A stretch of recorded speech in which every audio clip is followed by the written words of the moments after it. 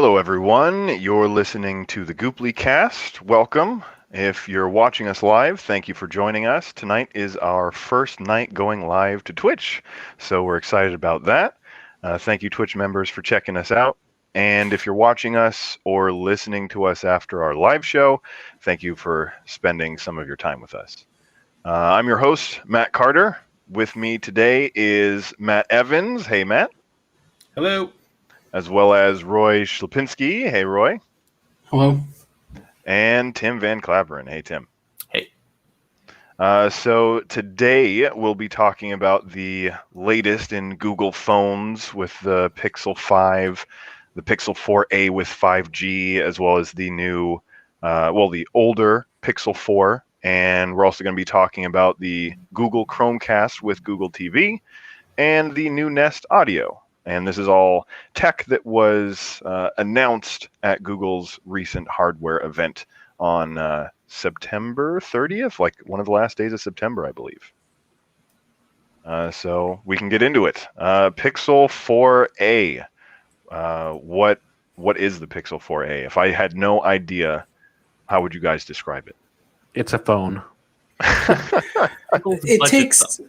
It takes everything that's good about the Pixel. In other words, it takes Google's stock Android experience, and it takes their camera software that they have that makes such great pictures, and it packs it into the cheapest phone they possibly can. It's got a unibody plastic design. It's got a single camera on the rear and a hole punch on the front, I believe. I can't remember the price off the top of my head, but it's fairly cheap. It's like what, $399, $349, which I believe, if the rumors are to be true, that Google specifically cut it to what it was to undercut the iPhone SE, even though the iPhone SE had flagship specs in it. But this is basically going to give you what most people love about the Pixel experience in a budget design. And it follows the Pixel 3a, which was a really hot seller last year for about the same price, except they have the 3a and the 3a XL. This year they have just the one size 4a. So if you're looking for that great Google camera at budget prices, the 4a is what you're looking for. Yeah, because Google is known now, their lineup of phones, they're known for having good cameras. If you want a great camera in your pocket, Google is one of the best to grab as far as I'm aware. And like you were saying, the 4a has pretty good specs for the price. Like $350 gets you a lot of good specs. It gets you a Gorilla Glass screen. It gets you a pretty decent battery life. It gets you HDR. It gets you an OLED screen, 5.8 inches. So lots of good stuff. Most of the hands-on videos I've seen that compare it spec-wise to other phones say, unless you're doing some hardcore gaming, some really graphically intense gaming, you're not going to notice a whole lot of stuttering and staggering with the processor on there.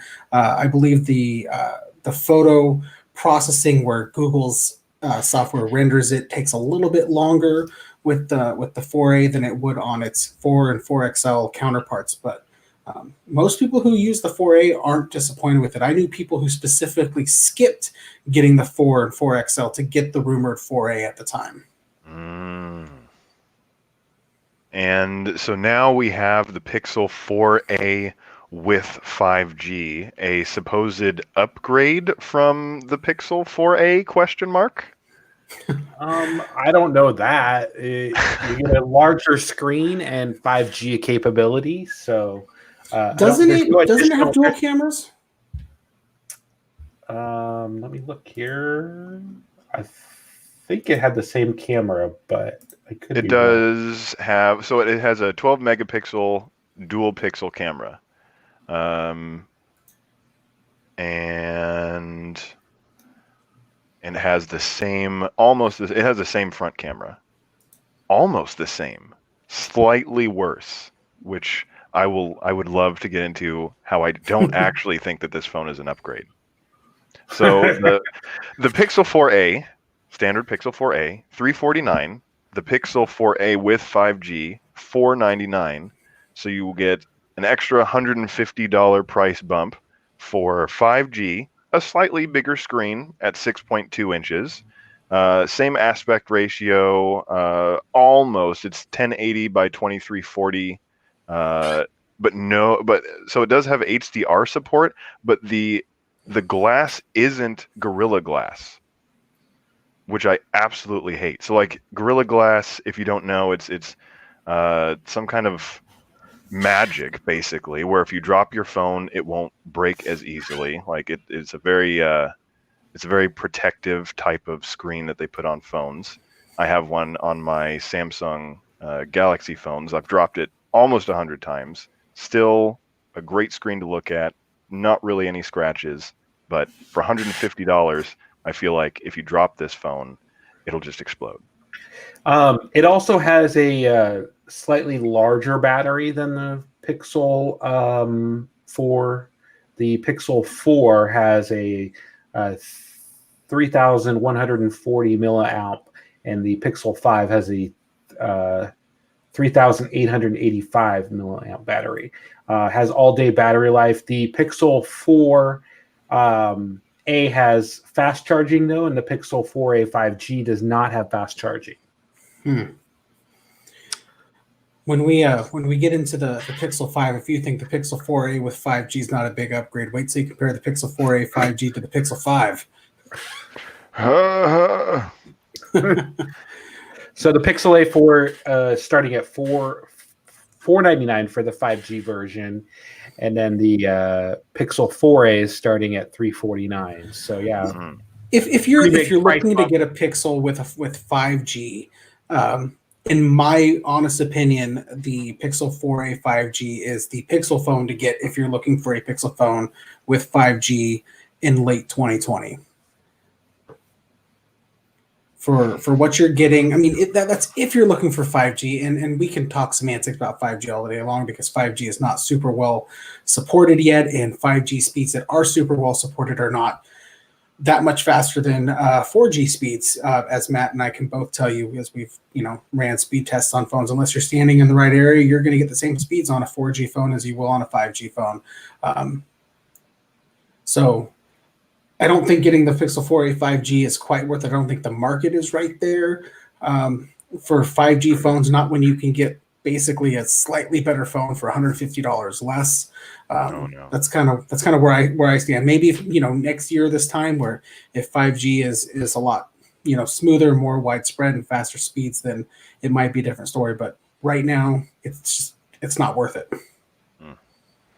So to round out the family, we have the Pixel 5, and the price point for that is kind of crazy to me, going from what we have in the Pixel 4a, which is not flagship, but pretty good for the average consumer. And I don't really think the Pixel 5 is flagship as far as the amount of upgrade that we get from the Pixel 4 or 4a 5G to the 5. It's $699. I find that absolutely insane. And you don't get a primary feature that is available on the Pixel 4. You do not get that on the Pixel 5, which is the face unlock, which is a vital feature, I think, in the Pixel 4. It's a downgrade to me. I get that it has a fingerprint scanner, and a fingerprint scanner during COVID-19 is a lot nicer. But when you look at other comparable phones that have both a fingerprint scanner and a face unlock system, like, come on, Google, why couldn't you do it from day one? Like, this is one of the reasons why I like Apple so much, because Apple commits to doing things the right way the first time. And it's clearly that Google, and this will probably exclude me from ever working at Google again, but it's clear that Google could not do it from day one, and now they had to take away the feature in order to make this new design work for them. If you've never used the face unlock in the Pixel 4 family with Project Soli, it is pure magic, because with the radar sensors that are built into it, as if you have it on, and you should, the second you go reach for your phone, those front-facing sensors are already firing. So the second you pick that phone up and you bring it to your face, you're unlocked and you're in your phone. Like, it is just that magic. You don't have to do anything. You don't have to press anything. You reach for your phone. You start to see your phone wake up from its always on display, showing your backdrop, and bam, you're in your phone. And I mean, Project Soli hasn't really evolved and doesn't offer a whole lot more at this point, other than some gestures that barely work for music control and silencing your phones. So I can't say that I'm super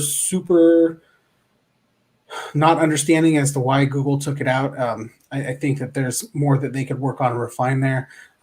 But to absolutely have zero face unlock in 2020 on their flagship phone is pretty unforgivable. Even if a single camera front-facing face unlock is not even secure at all, there's no reason to not have it, because 99% of us, our phones don't have jack diddly that matter on it that we can't use an unsecure face unlock on it. I mean, let's face it, who are we afraid is going to look through our phone other than our significant others?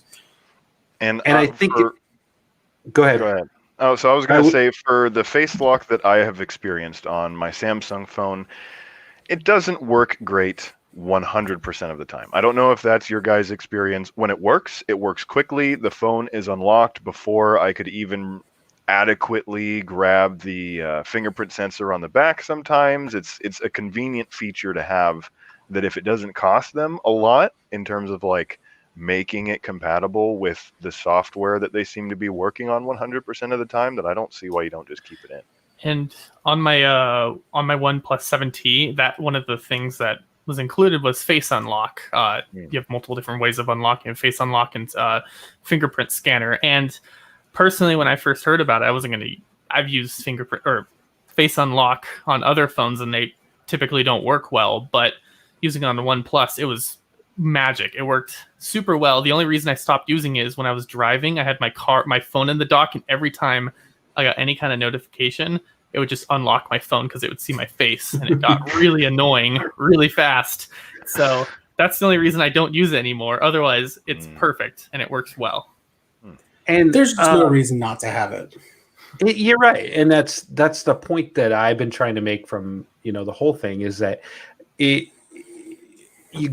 do something right the first time, or you don't do it at all. And that's one of the things that I think Apple does, and they have Steve Jobs to thank for it, because Steve Jobs always said that he will not introduce a feature until it's ready. Now, Apple Maps was sure a failure in that point, and they apologized for that. But going forward, I think that has been their principle going forward. We saw it with Apple Power, with their wireless charging dock, where they weren't ready, and they said that.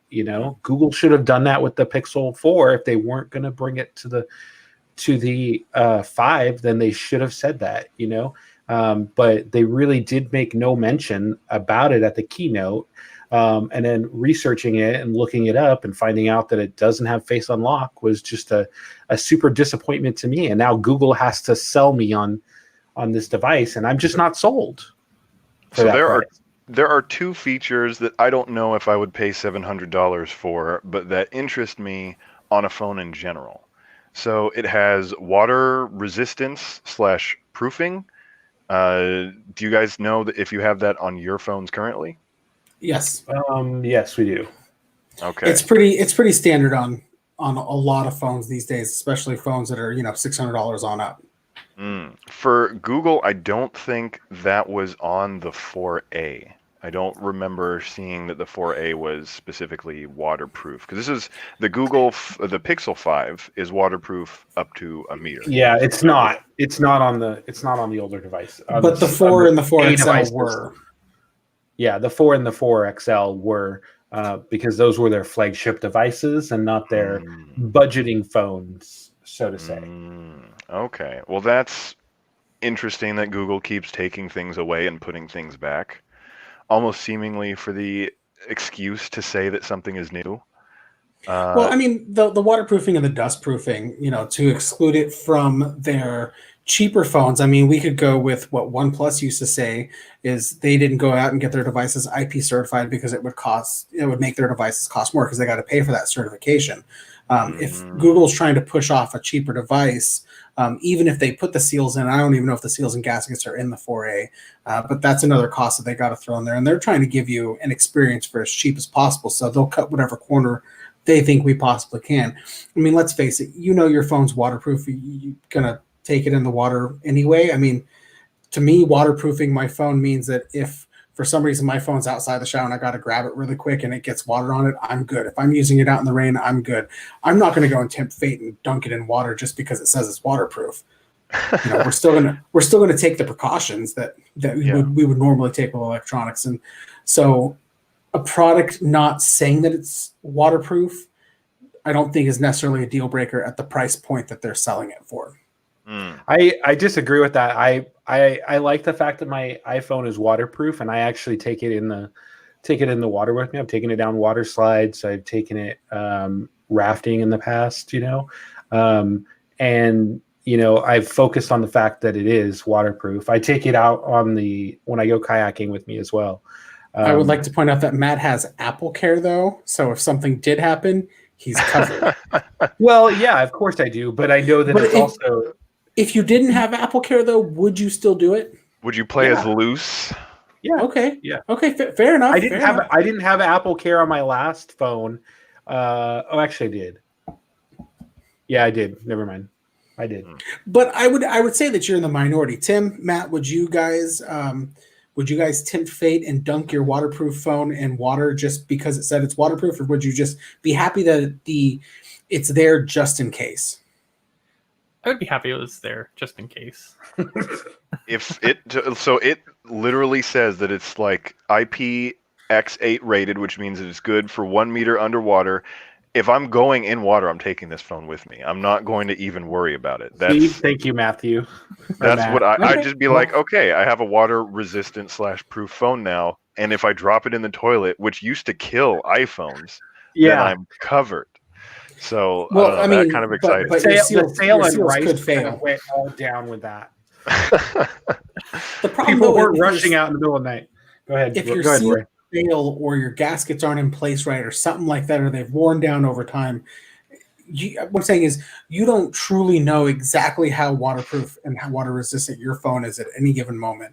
If your phone's brand new, you're probably fine. But if your phone's like a year old or something like that, I don't know. I just think that you're tempting fate there.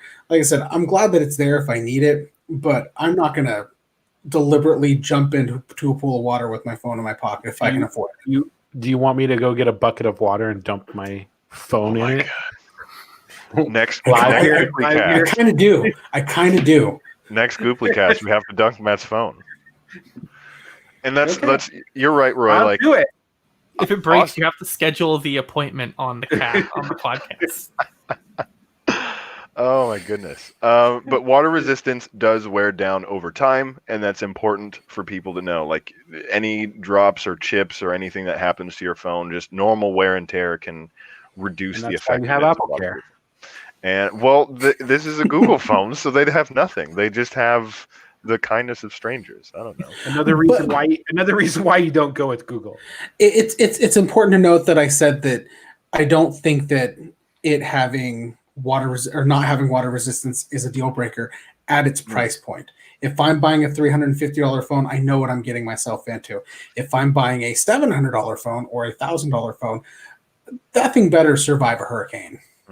I feel like $500 has approached the point where the phone is expensive enough and nice enough, and it's a phone, so I'm going to have it with me all the time, that I would kind of like waterproofing at a $500 phone. I agree, but $350? $350, that's fine. I agree. Like that's the budget area that they're trying to compete in, and that's not a common feature there. If you get waterproofing, you might lose out on HDR. They have a great screen. They have a great camera. Like I totally understand that that's what you buy pixels at that price point for. I think that's fair. I'd be interested to see a teardown to find out if they have the gaskets and seals, because OnePlus puts the gaskets and seals in their phones without getting them IP certified. And you can go on YouTube and watch videos of people who literally unbox their OnePluses and stick them straight in water, and you can see a timer running in the background of it surviving the water. So I would want them to call it like, I don't know, like Google splash protection or something like well, that. OnePlus doesn't. OnePlus comes out and says, "Hey, we've the gaskets and seals are in there. This is not IP rated. They won't even tell you that it's waterproof, but the gaskets and seals are in place." And to me, if Google doesn't have an IP rating on their Pixel 4a, but they have the seals and the gaskets in place, I'm cool with that too. I feel comfortable using my phone in some light wet situations like some rain or something like that where it might get slightly wet. I trust that. I will have to look into that. That's an interesting part. They might have put the tech in the phone, but because they might get in trouble if they advertise it's waterproof without actually being rated for it, they just don't. They decide not to. In that case, I wanted to mention the other feature that I was very interested in, which is the wireless charging that the phone has now again, because previous Google phones have had wireless charging, but also like battery share where you can charge other things with the reverse wireless charging. The Qi charging, yeah, the reverse wireless charging, super cool. It's important to note that the Pixel 5 is also the first phone that we're aware of, or that I can think of, and I'm pretty sure it's the first phone ever that's been announced that has, I think it's an aluminum back, so it's got a metal back, and it has Qi charging. It's wireless charging, and every other phone that's wireless charging has the glass back. So that's kind of some weird voodoo magic tech that they've managed to put in there that's kind of neat, I guess, but who cares, really? I mean, yeah, the metal's not going to break like glass will, but I mean, at the end of the day, if that's the reason you buy a Pixel, you got some sad expectations or sad life, because that's not anything that's not a selling point in my opinion. No, I think the case. Exactly. You're good. Almost everybody puts a case on their phone anyway. So the fact that the metal back is more durable isn't close to a selling point to me, unless you really like a naked phone. It's not a selling point. It adds to that premium experience that you get when you pull the phone out of the box for the first time and you're like, wow, so pretty. Right before you put a case on it? Yeah. Yeah. Speaking of cases, let's go ahead and focus on my review. I did a review on Instagram yesterday of a brand new case that I got from Goopplycast, which is pretty cool. So if you haven't checked out the review, check it out. They have a lot of products. They make a lot of leather products, but they make a lot of phone cases as well. They have a number of phone cases for iPhone, Samsung, Google, Apple Watch, and AirPods. Lots of leather cases. Looks leather really cases, awesome. Yeah. So you can get a wallet, and the cool thing about the wallet one is that you can take it out of the wallet too, so you don't have to have the wallet case. Roy, I especially think that this case would be cool for you because sometimes you like a wallet case, I think, right? Yes. In the past. And then sometimes you like to take your case out of the wallet. I think the ability to do that, especially, if you want a wireless charge, for instance, or dock your phone in your car, that is an excellent choice. This is the case that I got that they sent me, which was really cool. It looks a lot cooler in my review, but it's kind of a a rustic leather, I would say, but definitely really cool. And for the price, $29.99, amazing case. So check them out online, Goopplycast.com. They have a lot of things, and thank them for sending me a case to review. And I don't think they have the Pixel. They just have the Pixel 4 and the 4a, 4 and 4 XL. But yeah. Oh, I'm sure they'll be coming out with a Pixel 5 and a Pixel 4a with 5G case here pretty soon. Yeah. So anyways, I wanted to give them a shout out. And then I was also going to mention too, I was thinking of this. Today is October 5th. Steve Jobs died back in 2011 on this day. Oh my God. October 5th, 2011 is when he passed away. I was thinking of that when I was thinking of him. I'm like, I think I retweeted a tweet from Tim Cook today that he died, and yes, indeed he did. It's pretty insane to think it really hasn't been that long, but so much has happened for Apple and just the tech space in general. Yeah. My goodness. I mean, a year in haven't- tech is like 5 years, or a year in life is like 5 years in tech. Yeah. So, yeah. Anyways, just thought I'd mention that. Alrighty, so anybody getting the Pixel 5 here? No. Raise your hand. Oh, did you by any chance, Matt, just take a quick gander at the 4A versus the 5 and tell me why that's justified for like a $200 price difference? I just want to see your expression comparing the two models.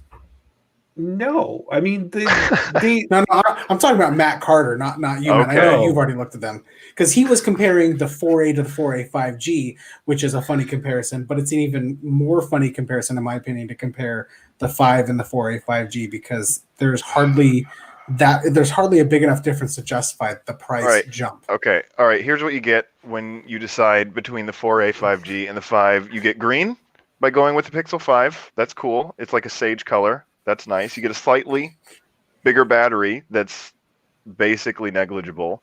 You lose Gorilla Glass. You get less RAM. It's just a 5G phone. It's a Pixel 4a that they kind of added some things to call it new, and then they added 5G, and they're like, this is the 2020 phone. I think that by making it the 6.2, so the Pixel 5 is a 6-inch screen. The 4a is a 6.2-inch screen, and the old 4a is a 5.8-inch screen. I think it is a waste to make the 5G 4a a 6.2-inch screen. That would infuriate me if I had the Pixel 5, considering that it's like their flagship phone, but I didn't have the largest screen size. I don't know. It's just the extra 0.2 inches would bug me the entire time that I had it. And they did the same. No, go ahead. Go ahead. They did the same thing with the iPhone, though. The iPhone XR is bigger than the iPhone 11 Pro. So the iPhone 11 is versus iPhone 11 Pro. See if I can compare. Are they both more than $499? So are they both what? Say that Are they again. both more than $499? Are they both more than $500? The iPhone 11 starts out at $699. So, Okay. but you're getting the iPhone product. You're getting the Apple price for that. But You're it's a getting a good 6.1-inch screen for the iPhone 11. If you start with the iPhone Pro model, which starts at $999, you're getting a 5.8-inch screen versus the 11 Pro Max, which is a 6.5-inch screen. You're also getting a Super Retina XDR display in the iPhone Pro series, and then you're getting a liquid Retina display in the 11 model. The starting range, which means the liquid Retina is still LCD, and you're getting an LCD and that slightly bigger OLED display.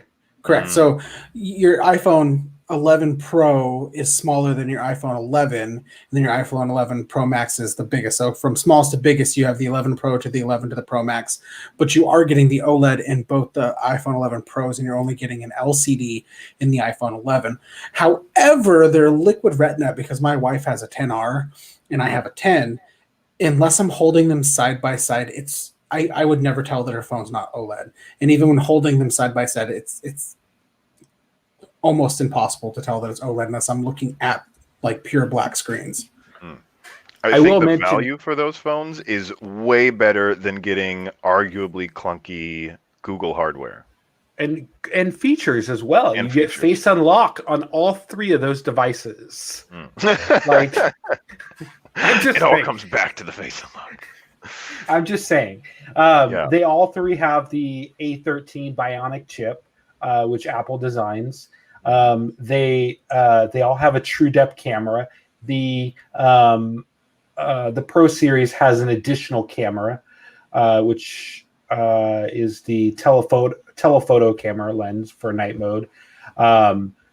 But you still get pretty much the same display of cameras in 2, except for that telephoto lens, which I just think that Google's approach to this, like this 4A has features that this 5G doesn't. I mean, why can't you just make the 4A like all the features and then just add 5G to it?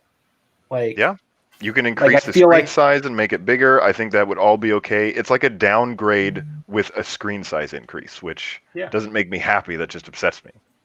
Yeah, no, I agree. I feel like Apple is more standard on their features that you get from device to device, and it also works better with software too. You don't have as many features that you have to support on different softwares too. Like the software is pretty much universal on iPhones for what you get, because that's just the way that iOS is designed itself, and you just don't get that experience with Google. No, I think we should rename this video Pixel 5 versus year-old iPhone. I mean, if you want a startup device, I would get an iPhone over a Pixel 5 or a Pixel 4a. Like I would honestly spend the extra money and get it, because the features that you're going to get. iPhone SE, that's not even that much more money. That's $50 more than the Pixel 4a. It is. And here's the other thing too. Like, you only get 3 years of software updates with the Pixel. With the iPhone, you're still supporting the iPhone. At least 5 years. 5 years, like, of software updates, security updates. Like, I feel like Google has to step it up if they want to stay in this market and be a competitive, a good competitor to the market. Right. I just don't see the 5G, the 4A 5G or the 4A or the Pixel 5 being a good competitor. I think if you are... Oh, sorry, go ahead. Just to other devices, I was going to say. Go ahead. I was going to say that with the 5G and the now 4A with 5G, or the 5 and the 5G phone, the 5G phones, the 5G suite, you get Android 11, and Google tends to launch their new phones with their latest operating system. And on top of that, you also get like the premium Google experience, as mom and dad intended it to be designed. So if you are a Google fan and you want an authentic experience without any of the extra stuff that any of the carriers add, I do think that going with the Pixel phones is what you would want. Like I said, it has a great camera. It has one of the best cameras in the industry. You won't get any bloatware if you go like you would with other Android phones. I'm not sure that the latest version of the Pixels are worth the price right now.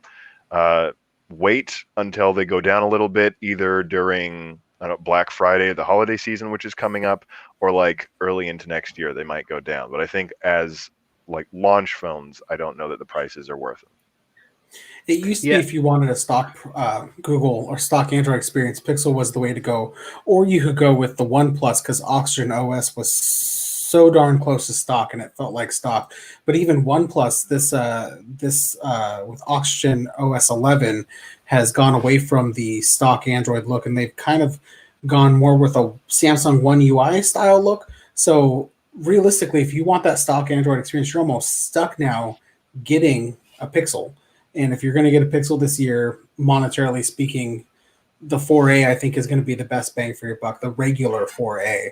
I think Google needs to do some soul searching over the next year because their Pixel, let's face it, their Pixel line hasn't sold super well since the Pixel 2 XL, which did really well. I mean, all the tech tubers either used an iPhone or a Pixel 2 XL or both at the same time. There are some videos out there of them going over, hey, what's in your pocket? What's in your pocket? And it was almost predominantly the Pixel 2 XL and whatever the latest iPhone was at the time. Google's got to figure out how to, get their phone out for the price that they want to, because I know they're still trying to keep their flagship phone relatively cheap, but they got to figure out how to appeal to the masses and keep it cheap. And I know it's possible because Apple's done it. Not just Apple. If we're talking just plainly on the Android front, OnePlus has been able to churn out phones that have flagship type specs on it. They've been able to pick and choose which features to drop and which features to keep. And I mean, Tim, you got a OnePlus 7T, and I know that you're super happy with it. I've used OnePlus phones in the past, and I've been super happy with them. The Pixel 4 XL gave me an experience that I really liked, which is why I'm using one for my Android side of things. But if OnePlus can do it, Google can do it too. And it's just, they need to figure out where that happy medium is. And this year they have not been able to do that. And they were barely able to do it last year, because even the Pixel 4 XL has a abysmal battery life, in my opinion. That is the one downside to it. I can live with the huge notch at the top, or not notch, but bezel at the top, because that Project Soli was awesome. But they need to figure out where they can make those sacrifices and where they shouldn't. And P.S., it's not using a telephoto lens. If you're only going to have two cameras, it's using a wide angle. The other thing I think that Google needs to do is they need to get out of this this one carrier. They need to be able to appeal to all these other carriers, and making a better device will help appeal other carriers to come on board. T-Mobile is obviously not offering it this year. There's no word on if they're going to offer it. I think they're still selling. Did you say they're still selling the Pixel 4? They'll do the 4A and the 4A 5G, but I was looking at a news brief yesterday, their press release about the 4A 5G. They have at this point no plans to carry the 5. They kind of left the door open to maybe they might carry it in the future. But at the current moment, they are only going to be doing the 4A 5G. I think the carriers. I think that. Go ahead. I was going to say it makes sense for them to carry the 4A 5G if they're going to carry the 4A. So you could be like, hey, do you want the 4A for $350, or do you really want the 5G for, the extra $150? Yeah, I think again it goes back to the experience and selling not only to the user but selling to the carriers too. Obviously, T-Mobile is in that direction. Their mindset is that this device is not appealing enough to them to carry, and I think that goes to it. iPhone is a different story. iPhone is a multi-platform device that is on every carrier you can find, and Google has to do that if they want this to be a solid device in the future for people. And one of the things is selling it to carriers as selling it to users, and I don't think that Google is done, like I said. In that case, any other last comments on the hardware? There's two Google Assistant features that I thought were interesting on their new phones that I wanted to mention. Go ahead. So they've added two features to Google Assistant. They've added call screen and hold for me. Have you guys heard about either? Yes. I did hear call for me, and I did find that was kind of interesting, and that's actually going to come to some of the older Pixel devices, the 4 and the 3. I think they also said. So that's a good cross-feature device that will eventually, not day one, but eventually will come out to those smaller devices. It is we do have to wait and see if Google actually follows through with that. I do remember there was a previous feature that they, I think, introduced or they announced at one of their events where, it could call and schedule an appointment for you. Basically, heard of this. Like a hair appointment. Did you hear about that, Tim? Yeah, I used it once. Yeah. It worked. It did come to launch, right? It did. It's not as cool as they initially announced it as. It basically is, hello, I'm Google, and I'm here to schedule an appointment. And it's like, they didn't do it like that before. They had like a real voice, and it was like, saying, I can do 10:30, and they go, oh no, do you have a do you have anything in the afternoon or something like that? And it followed up with follow-up questions and stuff like that. It was a very real, like, personal assistant. That's fantastic. Yeah. So, but again, that feature obviously didn't turn out the way it did.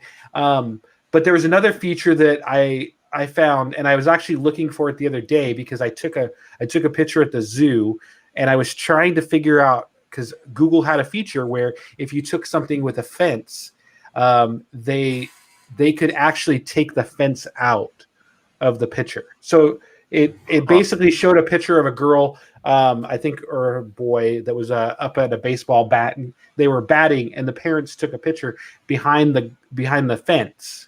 And it basically erased the fence from the picture. And I was like, what happened to this feature? Because I was looking in my Google phone trying to figure out how I can erase the fence from this picture. And then I looked it up, and it never made it to product launch. Oh, that call screening thing is actually a feature that's still, I mean, it's currently on Pixel devices right now. I've used it. You get a phone call, you can send it to call screening, and the Google Assistant will say, I'm the Google Assistant, I'm screening the call. Anything you say, they'll receive, and then it'll voice the text what the people say. And if you want to pick up the phone, you're welcome to pick up the line, or you could just be like, nope, I don't want to talk to you. Yeah. It checks to see who's in your list of contacts, and if it doesn't find someone there, then it gives them a bunch of prompts to kind of jump through. And Google Voice also has had this feature for a really long time. Yeah. So it's interesting to see that they've integrated it into the Assistant. And Hold for Me, which we didn't explain what it is. So now your assistant will be able to literally wait on hold for you. So when someone is finally ready to talk, Google Assistant will notify you. And I haven't seen how they're going to notify you, like if they give you like a ping or some kind of notification. But it will only work on toll-free calls, and they're not guaranteeing that it'll work in every hold situation, but it sounds like they're confident enough with the tech to, announce it and not hide it in the background of the Google Assistant. I don't really see that as a big plus to me. The major companies that I call, one of them being Chromecast, I think. I don't really call much, but most of the places that I've called had offer a call back, when your next place is in line. T-Mobile has they got rid of their call tree, their phone tree, basically. So now when you call T-Mobile, you get what they call a T-Mobile expert. And so you go directly to a live person. You don't wait on hold. You don't go to a phone tree. So I didn't know that. I've used their chat service primarily, which has been really I've used effective. their chat service too, but I've never used their call service. And I did call in one time, went directly to a person, no phone tree, no nothing. And I remember when they big announced that they were trying to get rid of phone trees because that was kind of the headache for everybody. And but most of the places that I call now say, your wait is 20 minutes. Would you like us to call back when you're next available in line?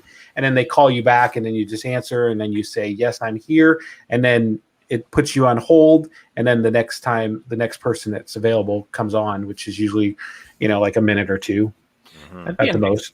That'd be a nice feature to have. The one time I was on hold for USPS for an hour and a half. Oh, no. That would have been really nice. Yeah. See, with the callback features, I don't trust those. So I would probably just stay on hold and wait. What if the person hangs up? They're like, they answer it, and then they're like, oh, it's Google. Let me notify that person's ready. They're just gonna hang up. They're not gonna wait for you. I need this for the help desk at work, because when you call the help desk, they'll either say your hold time is greater than or less than 5 minutes. And that's all they tell you. They don't tell you if it's like 30 minutes. If it's greater than 5 minutes, it's greater than 5 minutes. You don't know how long you're going to stand there. I have literally sat on phone for the help desk for 45 minutes just to find out that they couldn't help me. No, that's good. They should give you now an assistant phone. Your all home phone should have assistant built in. I honestly don't use the phone feature to call businesses, unless it's a last resort too. I'll use I'll use chat features all the time, and one of the chat features that I use in the iPhone is business chat. I can directly iMessage the T-Mobile from my iPhone, and that's basically how I chat with T-Mobile. I don't call unless I have to. I remember the chat was down for something, and I had to call, or no, I was doing a billing discrepancy or something like that, and I had to call and just explain it to them better than I could explain them over text. But for the most part, I don't call businesses unless I absolutely have to. I use their phone for phones these days. I certainly don't. This, like the hold for me feature, immediately reminded me of that episode where like Phoebe from Friends is on hold for like 2 days and basically goes crazy. I was like, if only the phone's like about to expire on warranty or something. Yeah, and then she winds up finding out that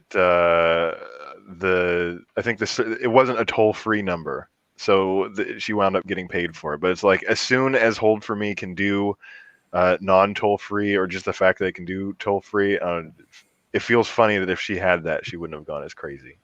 But a minor feature in an otherwise kind of bizarre phone launch from Google. Well, again, we'll see how it stands up and holds up once it's released, because it's kind of that. So in that case, should we move on to the Chromecast with Google TV? I agree, yes. Okay, so Google also announced their what seems like replacement Chromecast, which is going to be $49.99.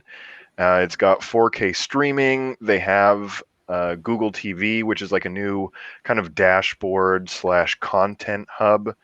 It's exactly like Apple TV is, essentially. Apple TV does the same thing. It brings all your content into one app, so you can watch Netflix, Hulu, HBO, all Disney of them, Plus. Disney Plus. Yeah, and it picks up right where you left off, and it takes you directly from the Google TV app right into the streaming episode on thing. So I will say that is a feature that they stole from Google or from Apple. I would say. I'm just gonna say that. I mean, everybody's stealing features. We've all seen that, but Google is good at that. Yeah.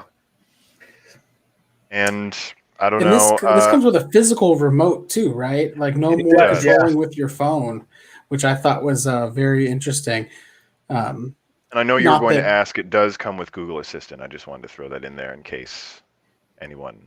But go ahead. Can I watch my Apple TV Plus programs from Google Chromecast? Because you were able to do that on the old Google Chromecast, right? I think you might be able to cast Google or Apple TV Plus content, but I don't think it is natively in the hub. I don't think because they have. So it was available on Fire Stick, and I can't remember if it was Chromecast or Roku was the other streaming device that you could use it with. Off the top of my head, Matt, you might remember, because I still need, other than hooking my MacBook up to my TV, I don't have a way to watch my Apple TV Plus shows on my TV yet. I've been watching them all on my phone, and for shows like Defending Jacob, it was really dark, and it was not fun watching on my phone. Here's the official answer that I've gotten from the Google.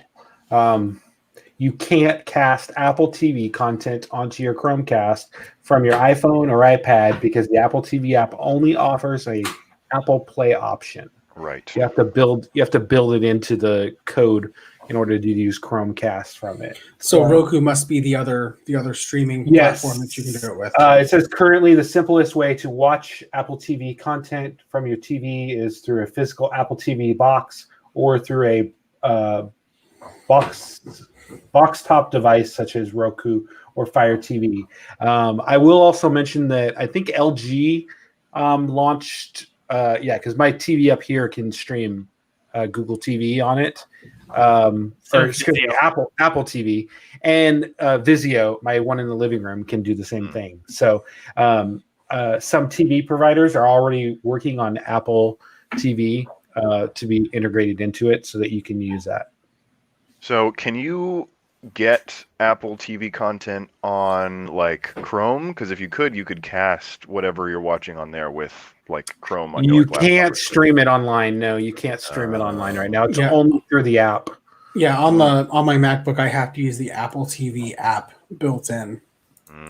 So if anybody wonders what Roy wants for Christmas, Apple TV. I've already told my wife. If there's a new Apple TV, if there's a new Apple TV that comes out, I'll make you a good price on my old non 4K one. Oh. I don't even have a 4K television. So in here I have a 4K TV, but I don't have a 4K Apple TV. I have a 4K TV in the bedroom and in the living room, but I just don't see the features of it in here because it's just my office, and I don't really watch a lot of, like, if I'm watching TV shows and I really want to watch it in 4K, I'm going to watch it in the living room on the 70-inch TV. So there's in addition to the Chromecast with Google TV, which does 4K streaming, Google also has the Chromecast Ultra, which does 4K streaming. It was just the 4K version of the Chromecast, and that was its only purpose. If you Google search Chromecast Ultra, you can only find it at third-party stores. Google no longer sells it alone on the Google store. So will this new Chromecast that they're releasing do 4K content? It will do 4K content, but the Chromecast Ultra, in addition to being the 4K option of the past, also did Google Stadia. But till now, I have not seen that the Chromecast with Google TV does Google Stadia. So that's a feature that this new device seems to be missing. That's a pretty interesting feature for them to drop. Mm-hmm. And presumably they'll still be selling Chromecast Ultras if you buy like the Google Stadia bundle, where I think it comes with the controller and the Chromecast Ultra. But earlier today I was Google searching and I typed in Chromecast Ultra, and I think I clicked Chromecast Ultra / Google Store, but it took me to the Chromecast with Google TV page. So it seems like Google is just like, it's pretty much dead to us. We don't care about it anymore. So yeah, but I mean, if that's how they're trying to push out their Stadia content, are they? How much are they really putting behind the Stadia now? There's that, or maybe they'll add Stadia to the Chromecast with Google TV in the future, but it's super suspect because why wouldn't you just include this thing that you're claiming is important with the replacement for the product you used it on? That actually looks really cool. So I'm just going to point out here now, look at these batteries that are in the remote control. They're white. Attention to detail. I don't see a problem. I wonder if I click on the pink ones are pink and the blue ones are... That's actually super cool. Especially if you could buy batteries from them so that you could always have color matching replacement batteries. Well, I'm just wondering if they come with the color batteries, or are you going to get like Duracell or Energizer or non? I feel like they need to. I feel like if I bought this and I didn't get the batteries that I want, the pink or the matching colored batteries, then I'd probably return it. Because honestly, I'd be a little upset. Those are unique colored batteries. I'd never seen anything like that before. If you knew you'd get the color matching batteries, you'd know you'd get the pink one just to have pink batteries. I'd also like to point out that both of those batteries were faced in an orientation that I don't see very often. Like it the doesn't complete a circuit. No. So here's the Chromecast. So the Chromecast is $29.99, and then the Chromecast with Google TV is $49.99. And we know for sure that the Chromecast with Google TV will not do Stadia at the current moment, correct? I have not seen it announced anywhere that it will. I looked on the page that we're on right now. Right here. Stadia, it says Stadia? Coming in 2021.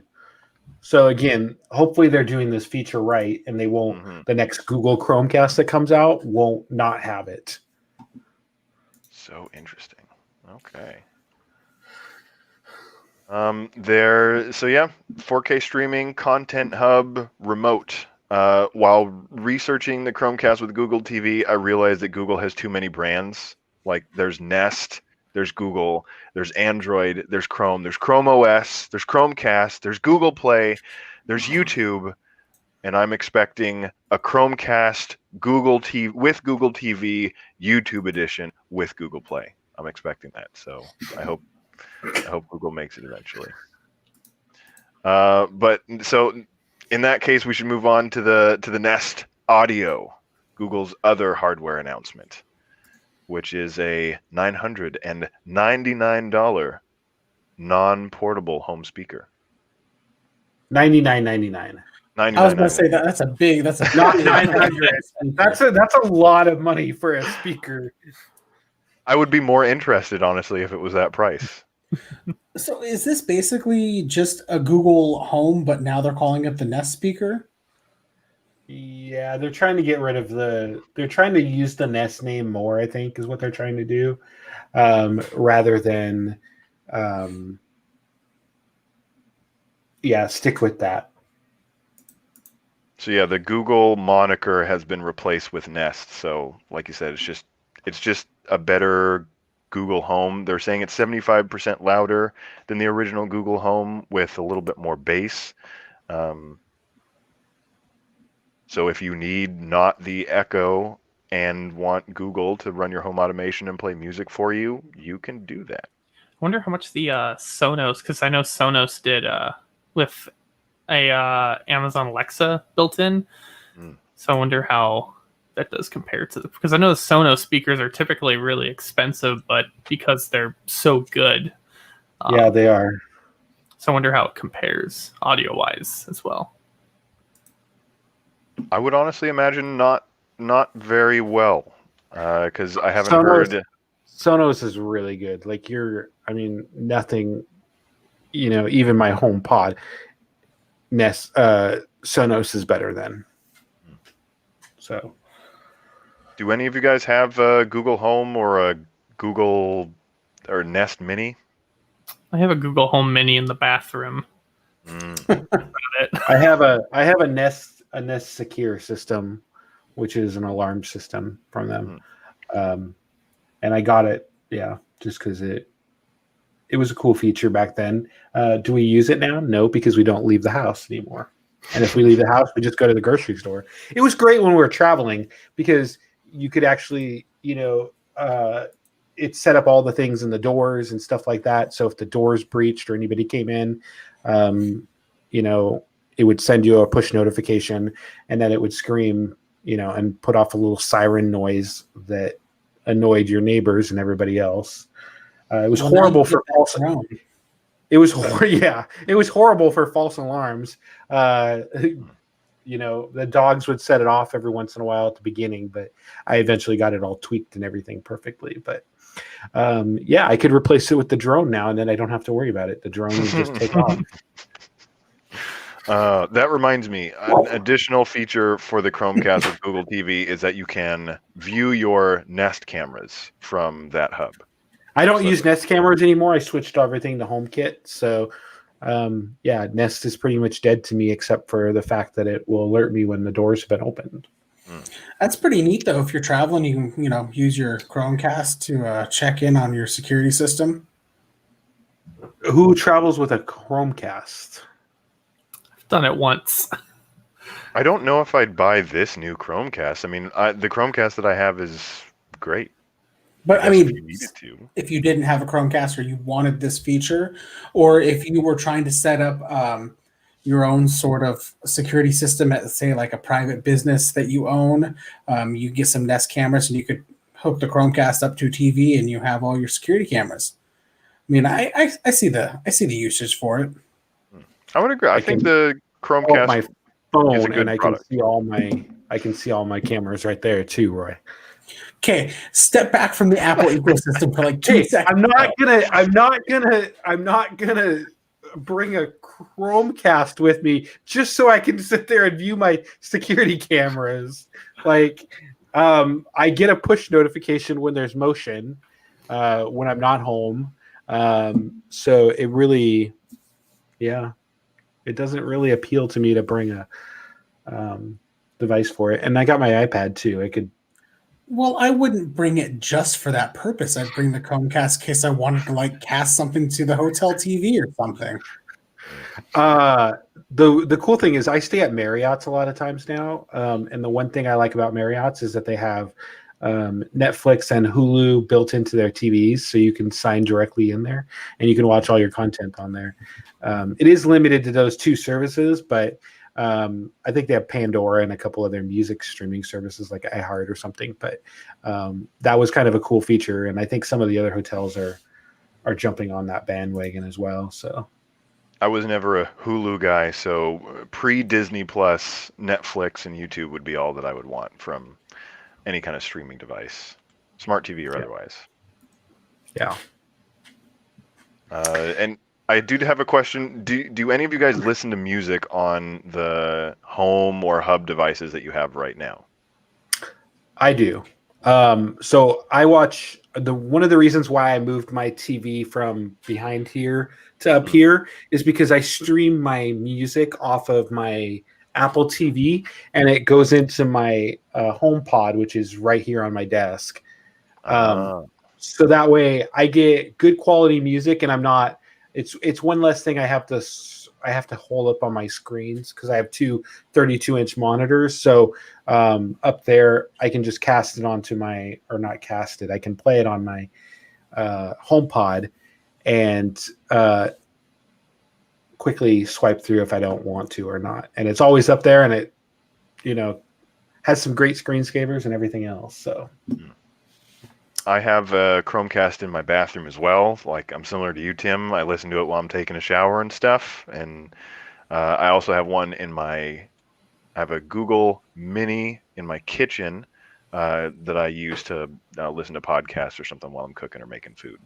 So I think that Google audio devices are useful because I think the Google platform and the Assistant with the voice responses is more effective at answering questions in the places that I currently have my Google Minis than like an Amazon Echo or some similar device would be. So I prefer those. Roy, what have you been using for your music provider? Apple Music. I just curious. I didn't remember if you moved back. You were on Spotify for a while too, right? We're talking years and years ago. This was, I switched to Apple Music shortly after I came back to iPhone from Windows phone, mainly because the iPhone that I had was a 16 gigabyte iPhone back at the end of the 16 gigabyte lifespan, and space was a premium, and Spotify was just another app that was taking up space, and Apple Music was already pre-installed. So it saved me, a few 100 megabytes to uninstall Spotify and use Apple Music. And to be honest, Apple Music was cheaper. It was two people on Spotify for, I think it was $20 at the time. And I could have up to 5 people on my Apple Music plan for $15. So I could get more users for less and virtually the same music library. What do you use, Matt? I use YouTube Music.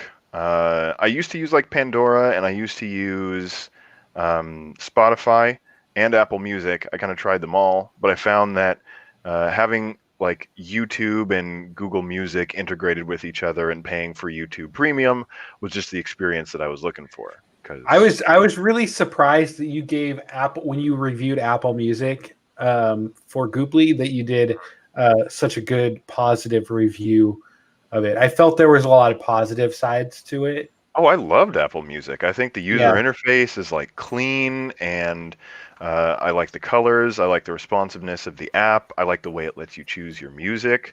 I definitely recommend it to anybody who has the Apple platform or just doesn't care about using Google or Spotify. It's probably the one that I would choose, but Spotify is really popular. Yeah. What do you use, Tim? I used to use Spotify back in the day, and then when Google Play Google Play All Access got announced, I switched to that because it was cheaper, and I've switched over now to YouTube Music and use that pretty much. So basically, we have Apple Music. People here, raise your hand, and we have YouTube Music.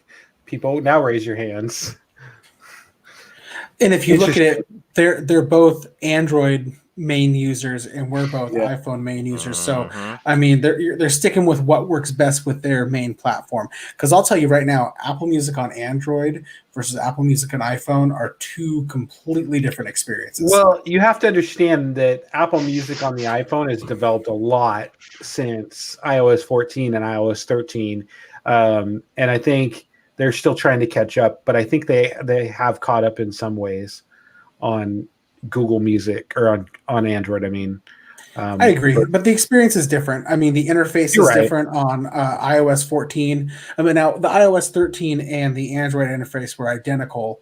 The experience was a little bit smoother on iPhone than it was on Android, but the iOS 14 interface of Apple Music is a lot smoother, a lot nicer, a lot more current looking.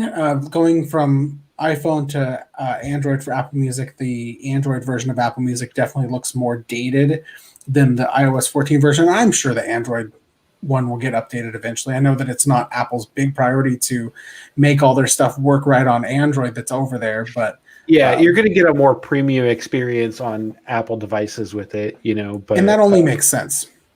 Yeah. And I think the only reason they built the Apple Music is because they bought Beats Audio and they had so many subscribers from Beats Audio or Beats Music or whatever. Beats Music it was. And that's essentially what they bought it for. And then, they just continue to continue the process. Yeah. And it gives them another service that they can offer to their customers. Yeah, exactly. And it kind of partners with iTunes, which I never hear anybody talk about anymore, but is still doing really well. iTunes Wait, it doesn't? is dead. No. It is? Apple Music now. I mean, there's still the iTunes store. There's still the iTunes store, but essentially what was iTunes on your Mac, and I think it still exists on the PC right now. Yeah. But I think they're phasing that out eventually this year or next year. But eventually it's going to be all music. They broke up the iTunes on Mac, and now there's an Apple Music, a podcast app, and a Apple TV app now, and essentially iTunes is done on there. You still have the iTunes store on your iPhone, where you can buy music, and same thing on the iPad. You can buy content from it, but that's essentially all it is now, and it's not really useful anymore if you have Apple Music because you stream everything that you get. And if you go into the Apple Music app, it looks just like what iTunes used to look like. Basically, they just took, like Matt said, they took the Apple TV out of it, they took the podcast out of it, and they kept it just music, and they rebranded it as Apple Music. That's basically what they did. Oh, okay. That was a big thing last year when iOS 13 got announced. They're like, we are getting rid of Apple, or we're getting rid of iTunes. You're going to have this program that's specifically just because iTunes had grown and it was too big and it was covering, multiple different things. And they're like, this is too convoluted. Let's make Apple Music, let's make Apple Podcasts, and let's make Apple TV. So they just kind of broke up their monopoly of media. Now they get to focus and design experiences for each of the product categories that they offer. Exactly. I mean, if you go in the Apple TV app, I mean, I've already told you how I feel about the Apple TV app and its user experience, but it gives them the opportunity to tailor your visual media consumption a certain way, and your podcast consumption a certain way, and your music consumption a certain way as far as the interface on your computer. Because Apple's all about, fine-tuning that user experience.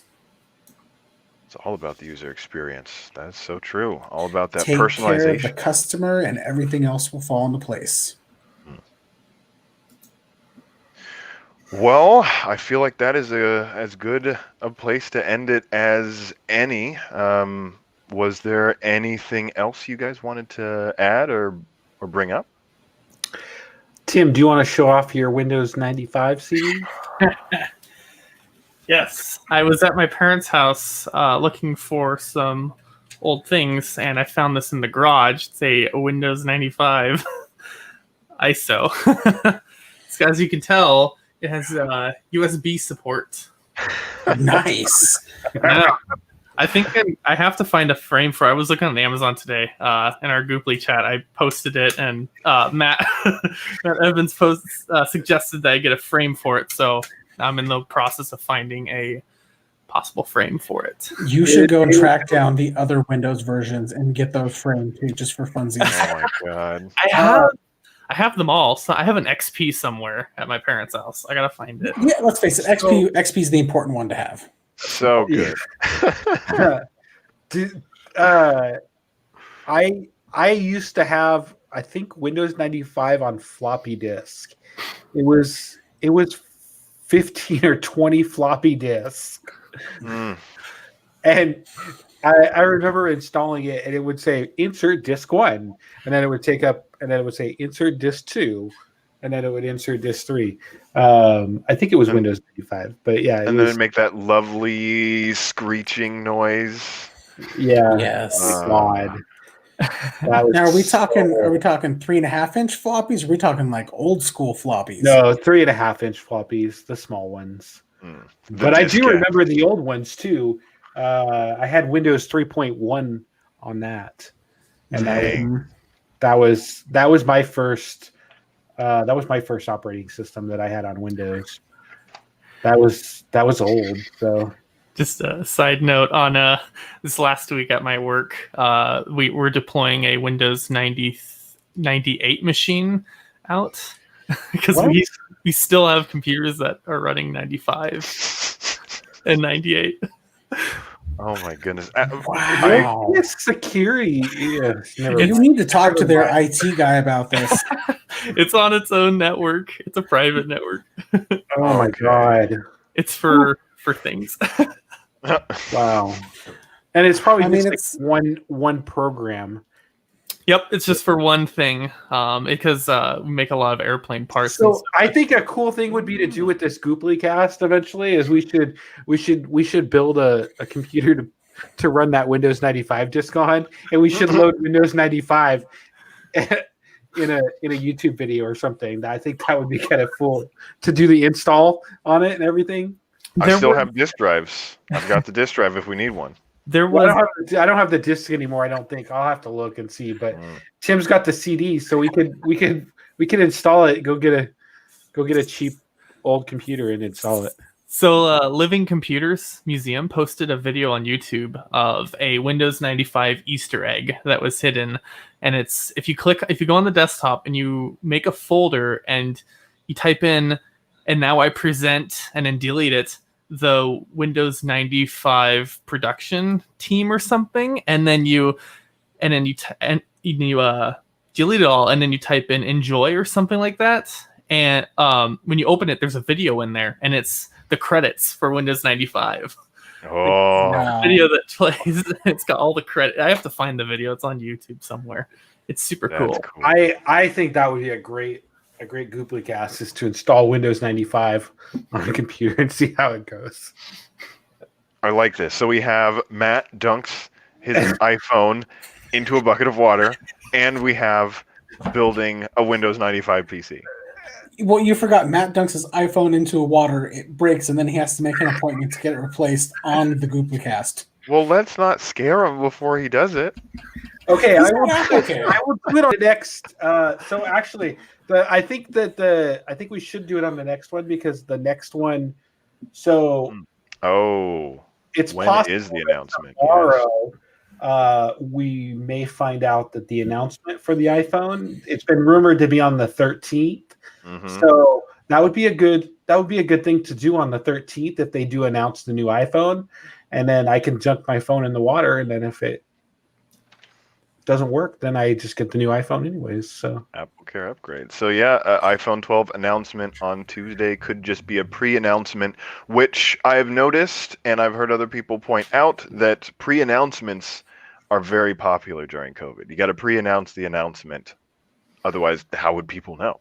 Well, they've always pre-announced everything, but you're right. Like, it's a virtual event; nobody's flying in for it. So why do you really need to announce? Because they want everybody to tune in. Yeah. If they had a countdown timer, that would be perfect. It would complete. Remember the Twitter hashtag they did for the last Apple event? The excitement that built.